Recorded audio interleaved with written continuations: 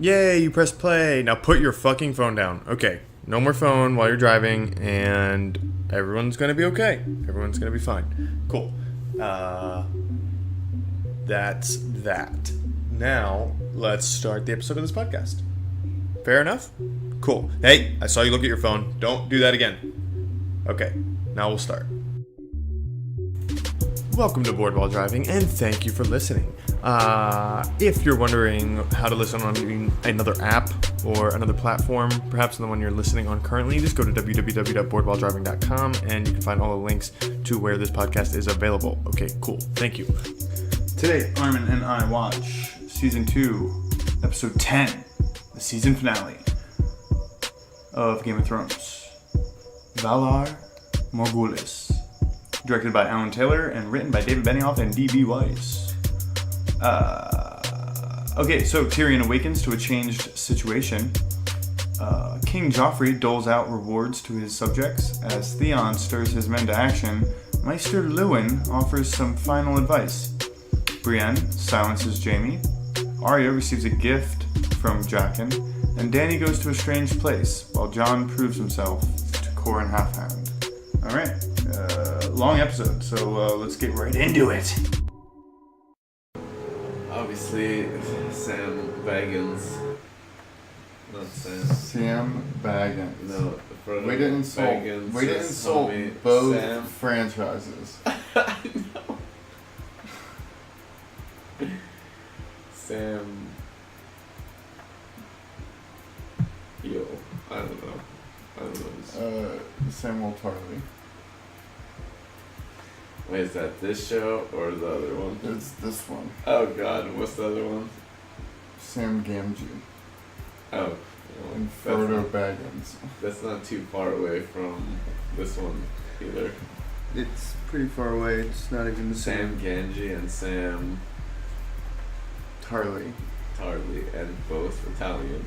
Okay. No. Oh, gosh. You have no appreciation.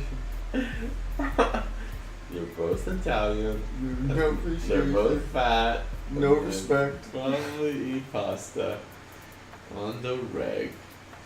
Okay, so Okay, so there's a lot in that episode. there's some betrayal from you know what? Some betrayal from who? It really taught a lot about myself too. On the girl. This episode taught you a lot about yourself? Yes. I'm like, damn. I like the one that's not good. What does that say about me? That's a traitor. See what happens to traitors? Oh, right. Yeah, the hot girl. She, yeah, you called it. She was definitely... In on the fucking scheme. I like it when she gets caught. She's like, "Ah, I thought you'd never leave alive." Like, Was it, well, duh. Way to try to save yourself. That's like the worst. Khaleesi, he made me. Like that. He promised that you'd be dead. Okay, am I supposed to like you now? Yeah, like, what? With no survival skills, that girl. Which is surprising. I thought you had a fuck, Khaleesi. Isn't that worth something? A little bit, but not really. Oh, that was... We lost your favorite character, Squidward. That's not my favorite character. Easily your He's favorite. definitely the most annoying one. You were complaining the entire last episode that he wasn't on screen at all. That's not true. Go to the tapes. Go to the tapes. No. But yeah, Squidward got toasted. But like, the visions that... First off, can I just say that I think the Daenerys in the House of Undying scene is perhaps exactly what it's like to be on LSD. Like visions of things that are meaningful to you, that are supposed to like challenge your perspective on the world. Yeah, I mean it wasn't exactly, but very close. And then the conversation she has with Khal Drogo is exactly, I don't know if this is a dream, but if this is a dream, like, I'll fucking kill the I'll person kill the man that who wakes me up. yeah. But that man doesn't know that you're in this dream. Well, they're just talking about reality. Yeah, Like, is that's this true. just like, you know, when you're on LSD? Anyway, I thought that was extremely appropriate analogy. But, yeah, no, she sees the Iron Throne snowing. Right? Yeah, so winter. So she's, well, that's the thing. Is it a vision of the future? Or past. Or is it just a vision that that Squidward is conjuring to tempt her with what she wants most? Yeah, the and Iron he Throne. died pretty easily. I know, like. Yeah, I know. One little flame. What a bitch. What did she say? Dracarys. Dracarys, and it's like, and then that's it. He wore the most guess I'll just anti-flame retardant suit. guess I'll on the just planet. guess I'll just take this jacket off and then be done with this whole fire thing. Nope, leaves it on. Tries to make it worse by flailing the arm. everyone, what an idiot! Everyone knows you don't flail arms when they're on fire.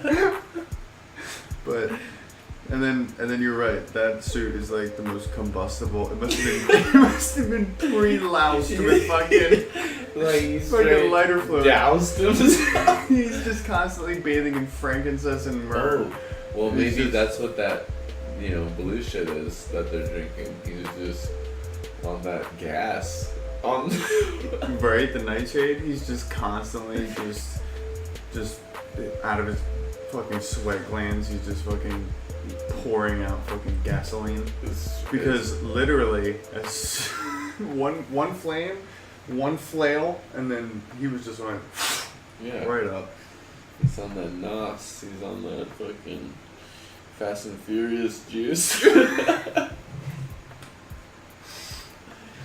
It didn't take long for him to just be like ashes.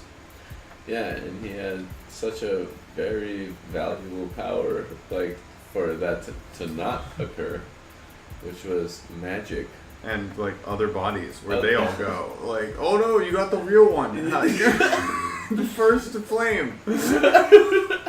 Hey, if only Pokemon were that easy, like your little fucking just one shot, one kill. I'm just a little baby. And then the man of many faces, apparently. The faceless man.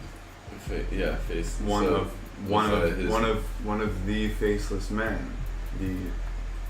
There's The more. notorious. Well, it's the notorious Brotherhood of Assassins that are headquartered in Bravos. Which is where the dance instructor's from. The Cyril Farrell, the Yeah. guy that was teaching her how to Coup de grace. I How don't to- know. how to sword dance or whatever. Yeah. The water dance. That's what they called it. The water dance. Which we don't even know if he really died either. We don't know. There's a big theory. There's a huge theory that Cyril Farrell is actually a faceless man, and may in fact even be Jack and Hagar, and that Ned Stark actually gets a faceless man to train his daughter before he dies. Well, he doesn't. Then he knows that he's gonna die. But when he gets a trainer for Arya, there's a theory that Cyril Farrell is a faceless man, and that he's Jack and Hagar all along. I see. But that's unproven, uncorroborated. There's loose threads that tie that together. Yeah, because he was in the cage. There was a whole backstory scene. But the thing is, you see, most of the time, you see a character death. Right? Like they don't not point the camera away when someone Well, dies. there's a lot of characters. well, when someone dies, I mean, like, they don't, like, skimp on the death, like, on screen. Like, they show you it, and they don't show you Syrio Forel dying. So Exactly. that's like the biggest clue. There's no other evidence other than that. Yeah. But it's a fun theory. It's a fun thing to I think. mean, we knew Tyrion didn't die. Well, we suspect He it. just passes out. That's his move, man. He's Tyrion's like, move "You know is what? just like, wait, what? War, battle? I have armor. Let me. I'm just gonna faint. He just turns in. Yeah. And he got screwed over. Yeah, this was a tough episode for Tyrion fans because he has to eat a lot of shit. Because basically his dad is just gonna come in, get all the fucking Glory. all the glory, all the fame, all the history, and all the power. And now, and the worst part is to him, like you hear him say it, the thing he likes doing the most is outsmarting and out-talking these bad people, the bad people that run King's Landing, that run the world essentially, or run their world essentially. So like at his heart, Tyrion's a good guy, and for him not to have any power, any influence, or even the ability to keep himself safe is incredibly like emasculating for him, you know.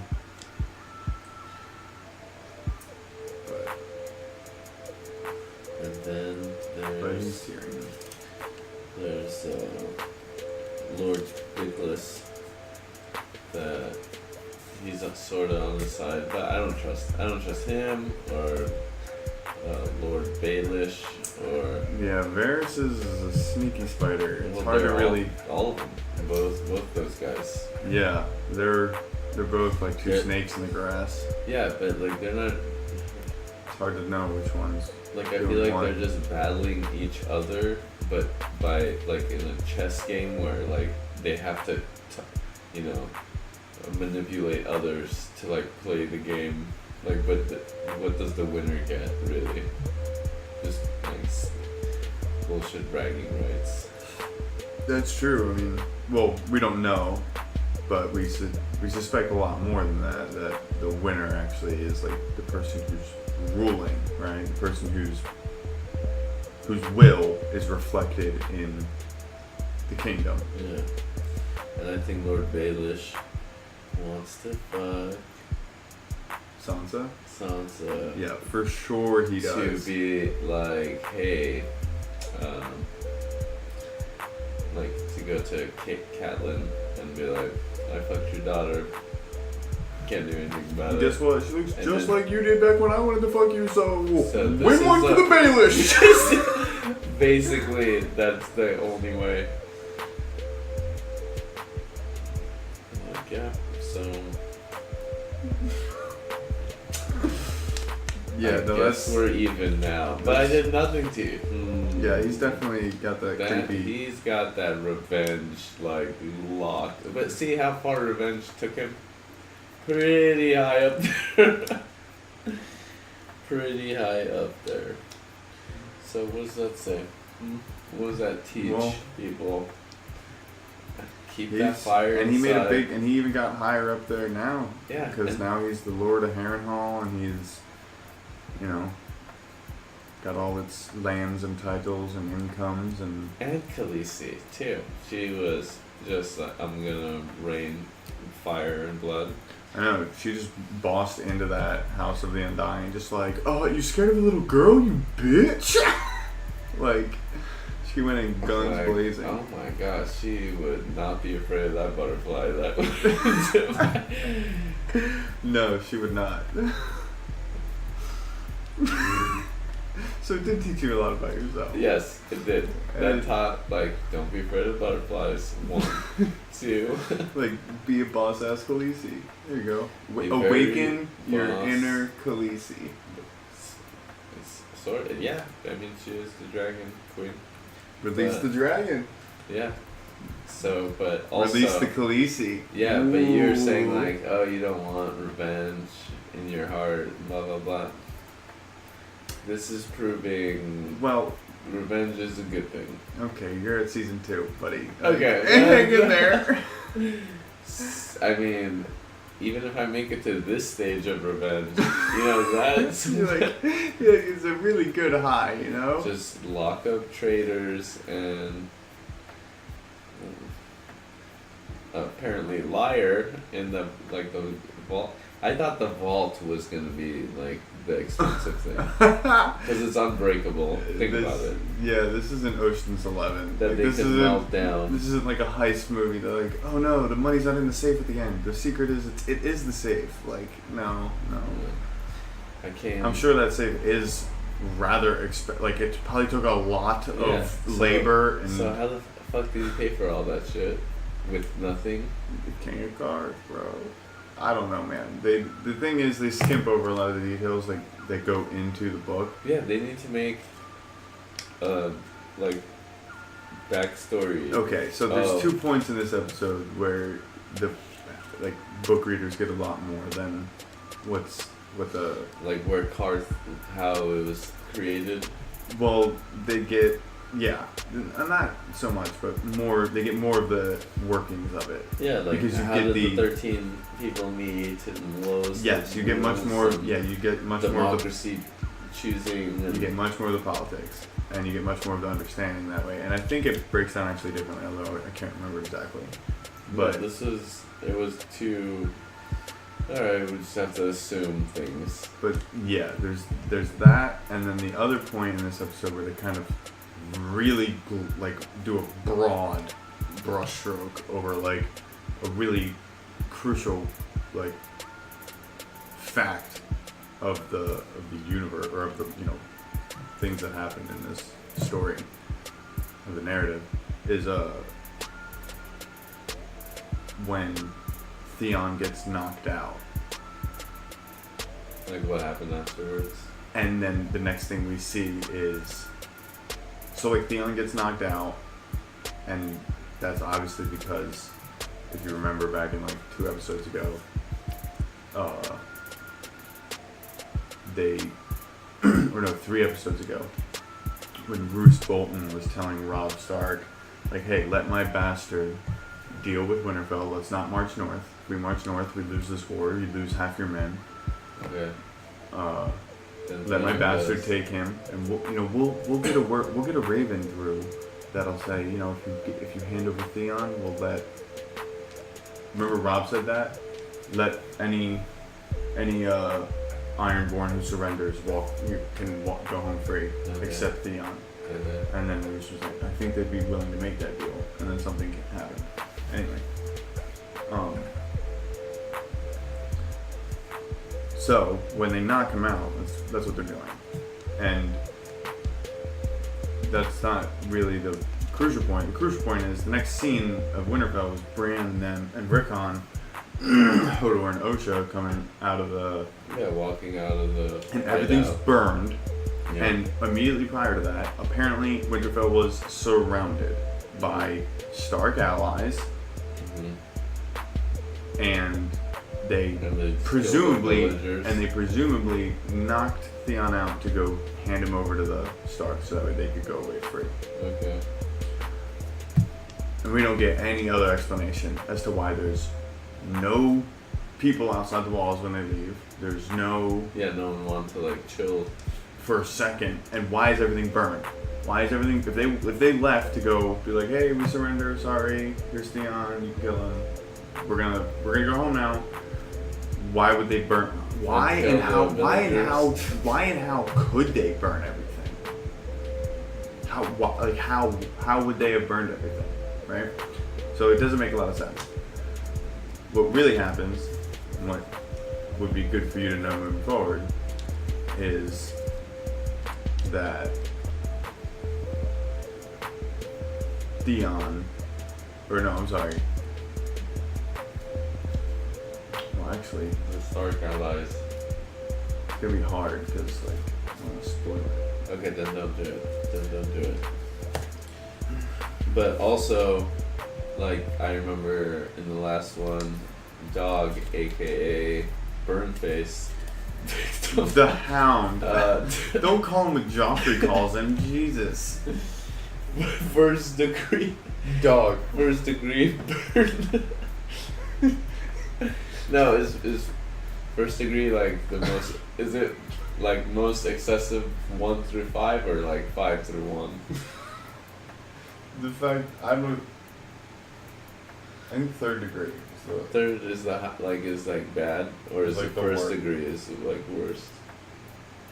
Does it go? no, Is the it the first degree. ranking? No, yeah, first degree is like the first degree of like burning. So third Second degree would be another degree of burning. Okay, so third. This guy's more like 10 degrees deep burn. Okay, yeah, okay. now that Anyway, you've he- appropriately given him a nickname. Okay. Well, dog. He already has one. That's the sad part. It's like, and I refuse. And it's so easy that if I refuse. It's not even dog. It's the Hound. Oh God! And I've been calling him dog. They call him dog. Joffrey does. That's why I said don't call him what Joffrey calls him. Like, Oh, you I didn't fucking know. dick. You know what? I feel. And he also said fuck the king, so it's like he's cool now. Yeah. So he went to the daughter's Sansa's room and Yes. was like, yeah, so I'm gonna bounce and I can take you. And then Yeah, that scene's also weird because and then I just assumed that's what happened because like right, you would she's think gonna that die, she and, would like, think it would be you a would think she good would be woman. like, yeah, for sure. yeah, because they're losing. She had no idea. Yeah, she had no idea what was gonna happen. She could have been raped, killed, and she's already had that happen. By all means, and this is the person that saved her from the last time. Yeah. So by all means, she should have went. You're right to have expected that, and you're completely not wrong in saying that they kind of dropped the ball and just like not addressing that ever. Yeah, but I mean maybe in the next one, who knows? No. Yeah. But you would think that she would have gone, but she doesn't so that way Joffrey can be like Yeah, but she was happy that. disgrace her in front of the court by, And then by I like like the disavowing her. I don't like Joffrey so much. You know, and he gets to fucking marry and fucking fuck Marjorie. She's so hot in this episode. But I feel like she's Natalie, I think the actress's name is like Natalie Dormier. not- okay, whatever. But I don't think she's gonna. She's so hot in this episode, though. You don't understand. But I don't think- She's like the most. But I don't think. Like I think Joffrey is gonna be like, okay, well, obviously he's gonna freak her out with his obvious nonsense. Like, lick this sword with someone's blood on it. What? She'd be like yeah, or Kiss like this sword with someone else's blood. I'm not gonna get AIDS, bro. Joffrey be the type to be like, wanna hang out and watch me kill animals? Like, Oh god.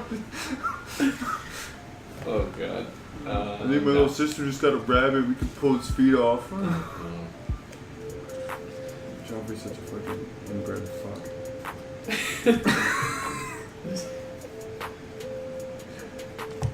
Yeah, so she's. And I hate how he's always standing. He's always standing like I'm the king. Yeah, what an idiot. But what's gonna happen is she's gonna get freaked out by, not freaked out, but like gonna think like, what the fuck? And then just plan to kill him, which is awesome. Which is a good move for everyone. How about Robb Stark marrying the love of his life instead of that promised marriage he made? King of the North. Oh, It's a bold move. It's a bold move to disavow marriage. Bold move. It's normally not done. yeah, I know, but That's why. Maiden- Like, did you like remember in the throne room scene when Joffrey like is like they're putting on a show for like the court, right? For the people, so to speak. They have a galley. Everyone's there, and freaking, everyone plays their part. Tywin walks up, doesn't say anything because he's not gonna take lip from Joffrey. So all he says is "Thank you, Your Grace," and then leaves. Loras comes in and he, takes a knee. Lord Baelish just accepts his honor. Has a joke. Everyone laughs because they expect it from him. Loras, takes a knee and asks for his sister's hand, which is a political move. It's not because she really wants to marry him. It's a political move. To join our houses. And then before being able to say yes, Joffrey has to ask his mom, ask the small council, ask Grandmaster Pycelle and the Seven Gods. Is it okay with the gods? Like, he's got to make sure. He's got to make sure it's okay to not marry, and that's the king. So it's like that's like the customs of the realm, so to speak.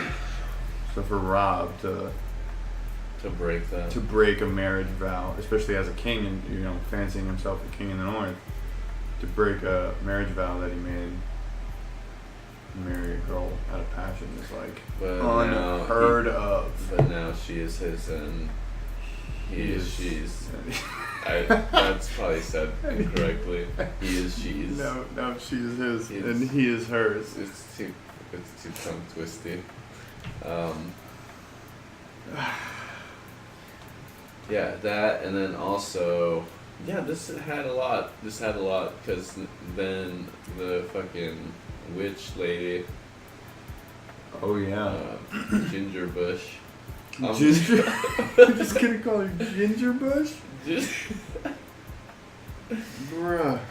Ginger Bush, or Shadow Bush, whatever. Shadow Bush. Melisandre. She, she's almost getting murdered. For sure. For sure. And then, look at the flame. I honestly thought she was gonna stick his head in the flame. It's like, no, look at the flame, and then he's like, I see it, but then we didn't see it. Do you believe him? Huh? Do you believe that he sees it? No. I think he sees a flame, because when you stare at a fire too long, then you think you see something. But who knows? Maybe he'll. I have a feeling they're just gonna keep fucking and making shadow people, and they're gonna kill whoever they want. That's a good move. He should have just done that in the beginning. Do what? Make a shadow person. There's only so much magic. It's not a video game where you can just press a combination and repeat spells just whenever you want. Oh, well, he wasted a good one where he could have taken down the king. Well, he felt that in this episode. He said to himself, you heard him, he was like, I killed my brother. He knew it. He felt it in this episode. He knew he had done it, obviously, but he felt the effects of oh God, what have I done? Because he starts losing faith with her and her God. Where is your God? Where is your God now? Killing his brother's pretty much the reason why he lost. I know, right? Because those are the people that betrayed him. That's how the Game of Thrones works, man. Yeah. So I think that now. Basically, King's Landing is back on top again. It's with Tywin in King's Landing as the Hand of the King, with another army too. With the Tyrells, which are the richest, one of the next richest after the Lannisters. The Lannisters are widely considered the richest because the Tyrells are Marjorie and Loras. Oh, they're their own thing? They're their own family. They're the Tyrells of the Reach. They're the youngest, and in the books you see their dad and their mom and a bunch of others. And you'll meet more later, but And she For right was now. with the Baratheon, She was with Renly, but yes. mainly just to be a queen. Yes. She's in it for the queen. She wants to be queen. Okay. And she wants to be the queen. And so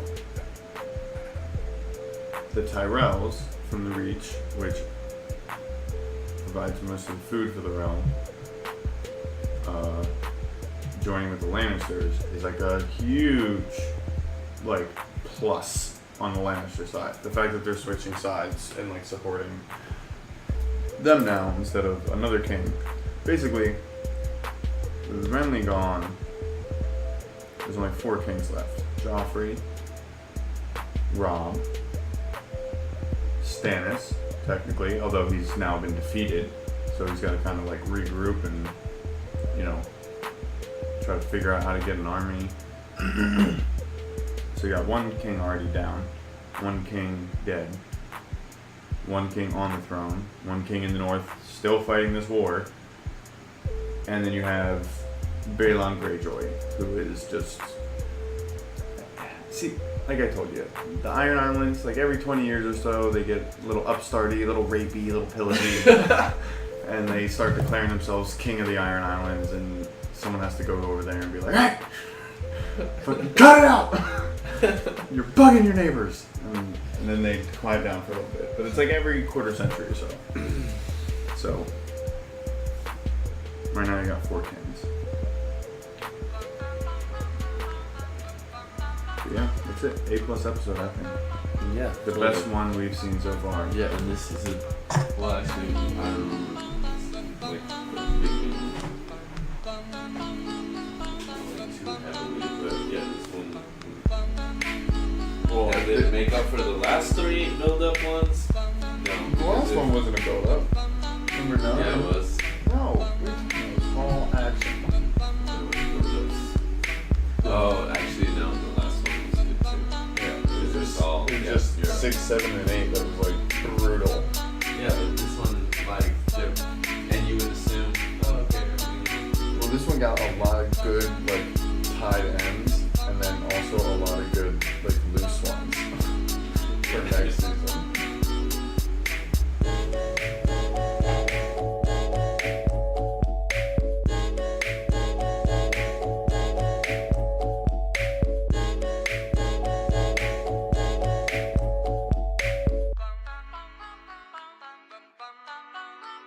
Mr. Sandman, bring me a dream. Make him the cutest that I've ever seen. Give him 2 lips like roses and clover. Then tell him that his lonesome nights are over.